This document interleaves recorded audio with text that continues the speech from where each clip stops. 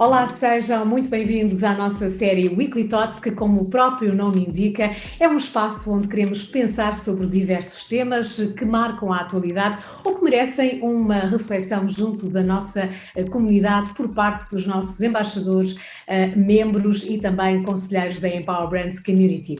Neste episódio tenho o prazer de voltar a contar com o comentário e o contributo de Nuno Pinto de Magalhães na qualidade de embaixador da nossa comunidade. Olá, Nuno. Seja Olá, Maria José. Gosto em vê-la e ouvi-la.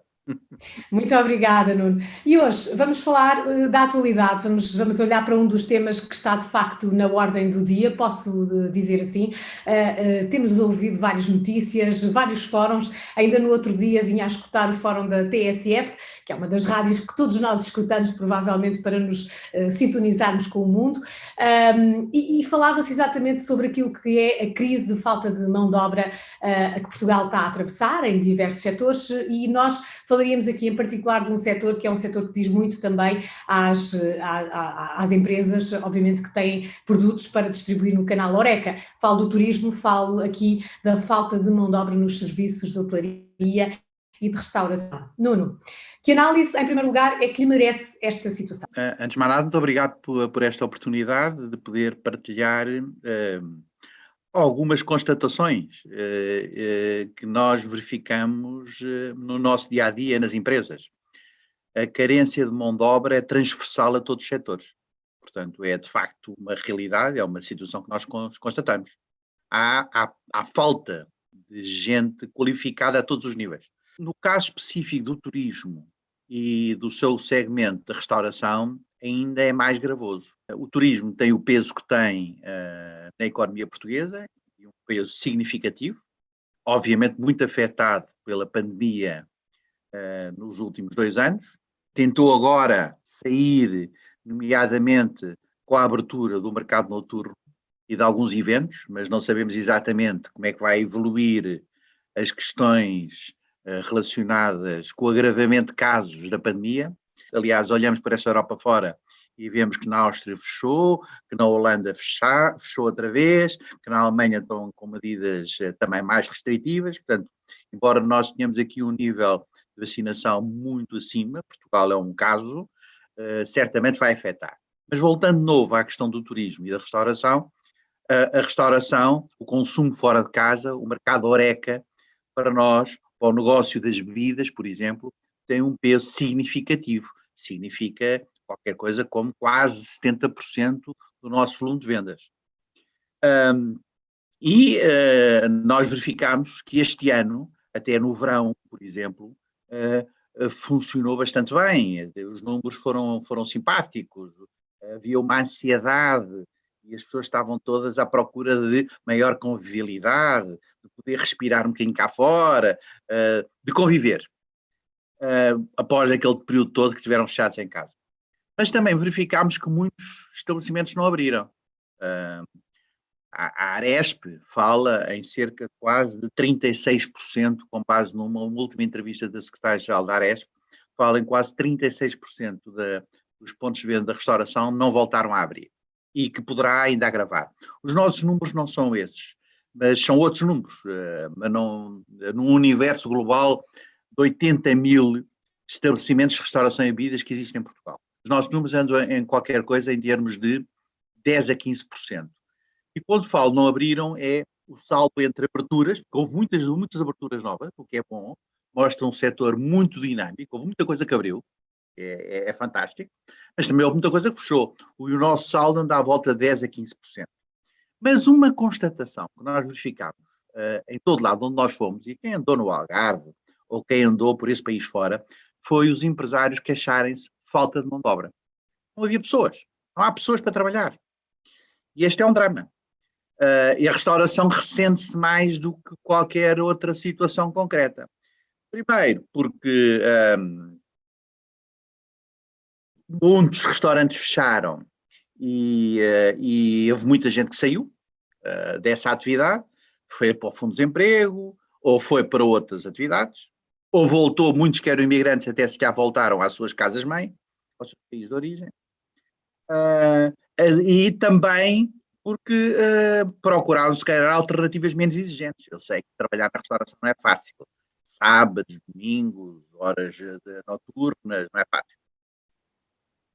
Mas o facto é que nós precisamos de perceber como é que se vai resolver o problema da mão de obra na restauração, que tem que ser uma mão de obra especial, tem que ter formação sobre isso, tem que ter formação própria. Não é, no fundo, permita-me só interromper, Nuno, fala-se muito de falta de mão de obra qualificada, mas se entendemos que qualificar mão de obra é ter pessoas que na sua área, no seu ofício, elas são especializadas, elas são conhecedoras, estamos sempre a falar de mão de obra qualificada, não é? Porque até um empregado de restauração precisa, como o Nuno acabou de dizer, de uma formação para saber fazer um bom atendimento, para representar aquela marca, e eu já lhe vou perguntar até que ponto é que, quando se fala em marcas e quando se defende marcas e não apenas, enfim, o negócio sob o ponto de vista de ser uma empresa, esse conceito de marca, essa estratégia de marca, também não ajuda aqui a valorizar mais os recursos humanos, porque o que se ouve é que também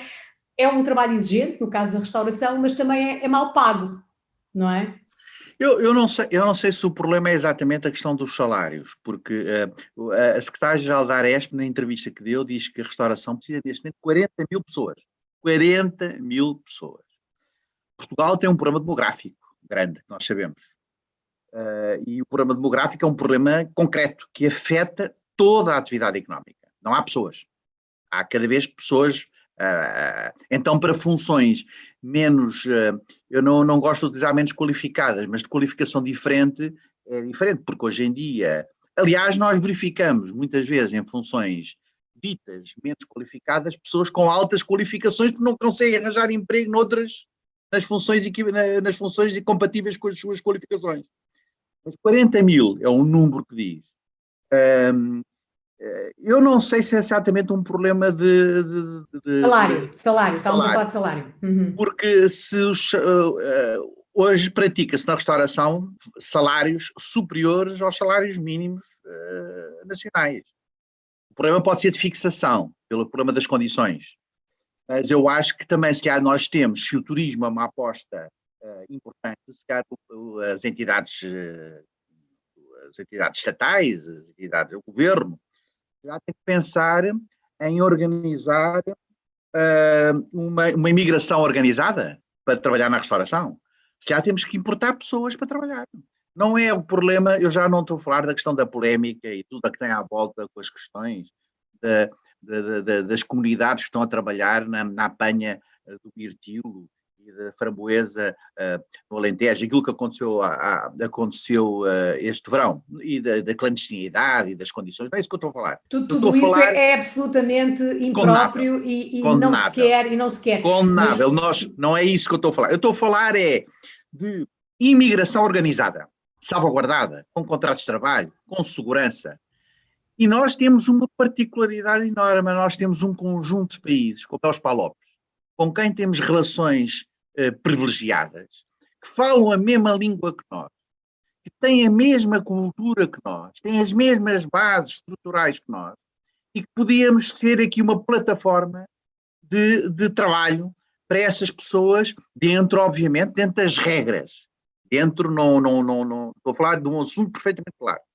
Uma imigração organizada de pessoas vindas dos PALOPs que pudessem trabalhar na restauração, podia ser o problema passa sempre pela porosidade dos processos, pela burocracia, pelas exigências às vezes completamente descabidas.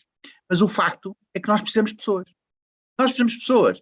E mesmo que as pessoas começassem todas agora a ter bebés, para a expressão, o assunto não se resolvia em termos imediatos. Resolvia-se daqui a uns anos. É bom que haja mais natalidade. É bom que haja mais crianças. Mas não vai resolver o problema nos próximos 15 e 20 anos. Quer dizer, nós precisamos resolver a situação imediata. Há aqui muitos fatores. Há muita gente que diz, pois, mas a questão do subsídio de desemprego é praticamente igual aos salários que se pagavam. Pois, é uma realidade. Sim, o problema da desconformidade das exigências de trabalho da restauração. Sim, também é uma realidade. A falta de perspectiva de carreiras na restauração, porque aquilo é o empregado, depois há o chefe, não há, quer dizer, qual é a expectativa? Também mas há muitas soluções, muitas vertentes para resolver. Nós vemos casas de sucesso em Lisboa, algumas cervejarias e outros restaurantes que são role model na gestão de pessoas.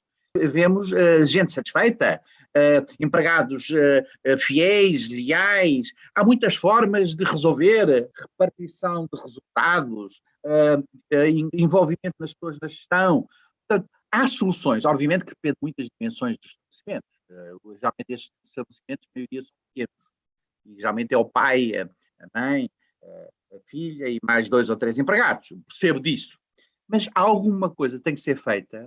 Eu acho que a questão demográfica e a questão da necessidade e o eixo estratégico do turismo e a importância da restauração leva que o governo vai ter que resolver um plano de imigração organizada para alguns setores, nomeadamente estes, que são para nós, para o nosso negócio, essenciais. Para a economia. E para a economia. Porque o aumento dos salários leva, inevitavelmente, um aumento do preço final. Portanto, vai afetar o consumidor. Porque o aumento de salários é o aumento aos produtos finais.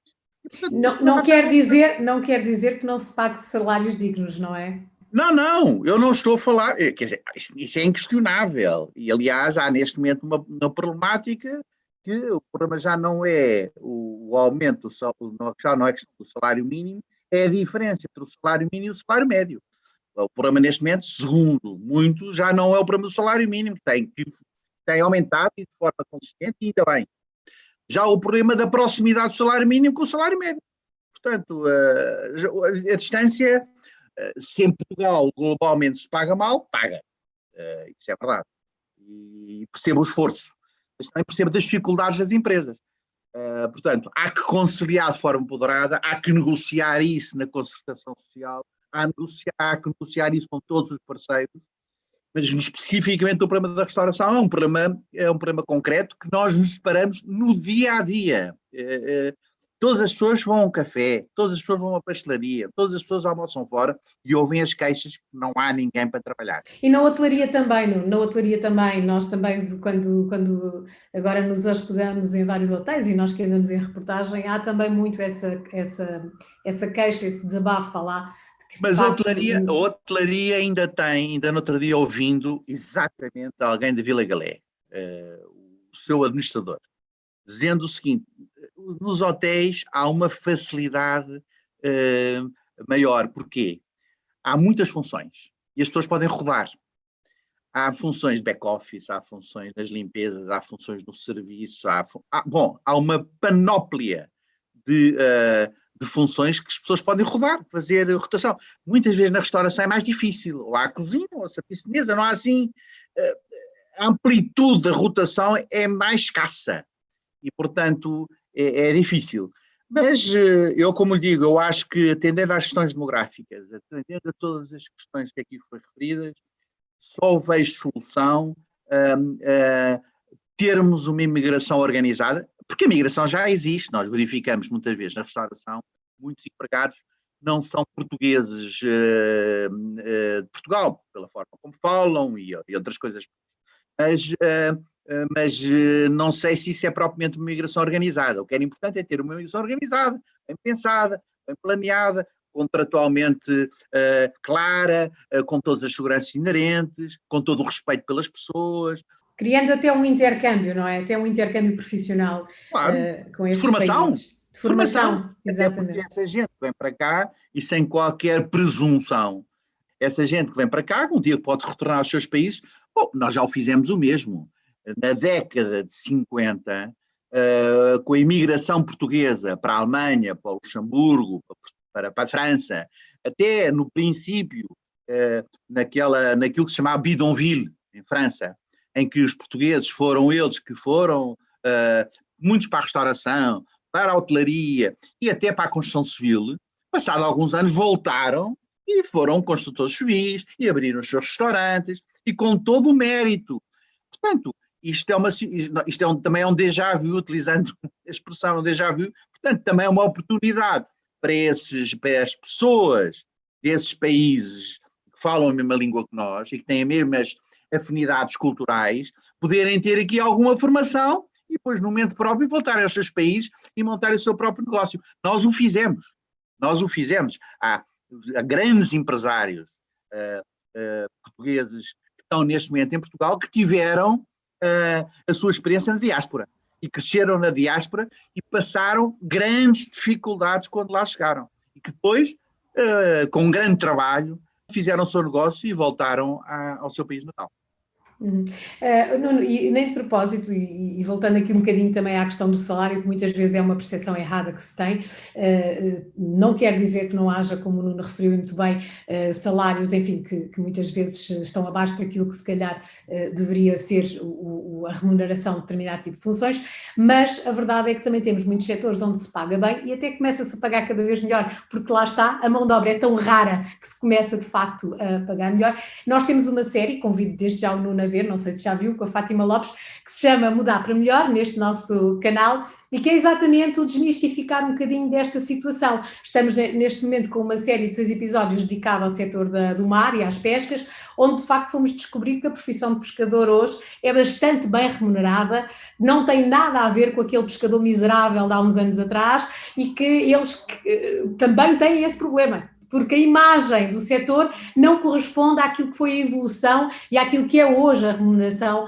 do próprio setor. Fica aí o convite para quem quiser, o segundo episódio já está disponível, podem vê-lo aqui no nosso Empower Brands Channel.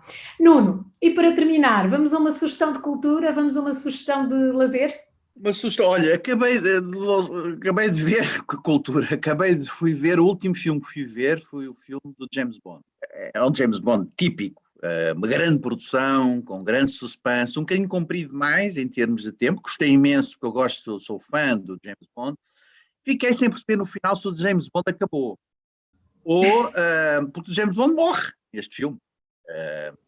Bom, não sei o que é que vai acontecer na próxima saga, eu vou arranjar um novo James Bond, quem sabe se não será uma mulher. Quem sabe se não será uma mulher. Se calhar está na hora de termos uma agente secreta. Se calhar está na hora.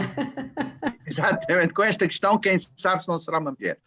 Mas gostei imenso do filme do James Bond. Achei um filme ótimo e de suspense e divertido e de arrumar a cabeça. É sempre um clássico, não é? Ver o nosso... E o Daniel Craig é um ator que assenta muito bem na figura de... Assentava, porque foi o último dele. Mas para mim o James Bond, para mim mais típico foi o Sean Connery. O Sean Connery para mim foi aquele que encarnou melhor o James Bond. Mas agora desapareceu, porque é pela primeira vez na saga do James Bond, o James Bond morre. Porque fica sempre assim e aqui aparentemente morreu. Só depois acontece qualquer coisa que o salvam. Mas eu acho que querem fazer aqui uma mudança de paradigma, é a minha leitura. Querem fazer uma mudança de paradigma, vamos ver o que é que vai acontecer nos próximos tempos à figura extraordinária do James Bond, que ao longo de gerações nos tem animado e divertido com um suspense enorme, porque aliás a marca Heineken tem estado muito ligada, tem sempre product placement no James Bond. Fica aí, sem querer ser spoiler, não é? Porque o Nuno já disse que o James Bond morre, mas atenção, a sugestão é para quem é fã, de facto, atrás um bocadinho desta pequena revelação que o Nuno fez aqui, ir ver como é que tudo isto acontece. Fica aí essa e também proposta. em termos de cultura, já agora, eu fiz a primeira viagem fora recentemente. Para quem puder, ou por qualquer circunstância, puder ir passar um fim de semana a Paris, e os bilhetes estão baratíssimos, em Paris, bilhetes de avião, baratíssimos. Eu fui numa low cost, uma sexta-feira e uma segunda, baratíssimo. Há 2 exposições extraordinárias em Paris. Uma é na Fundação Louis Vuitton, uma coleção de 2 irmãos russos, coleção de Morozov.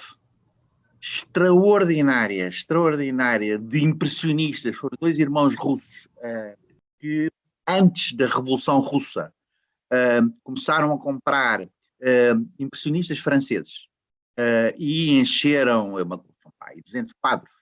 Mas de tudo atravessa, desde Gauguin, a Monet, a Degas, a Cézanne, uma coleção impressionante que agora foi reunida em França. E há também uma exposição no Petit Palais extraordinária de um pintor russo também, agora os russos estão na moda, do Rapin, que foi um pintor de retratos, essencialmente retratista, que pintou e que teve um percurso muito engraçado.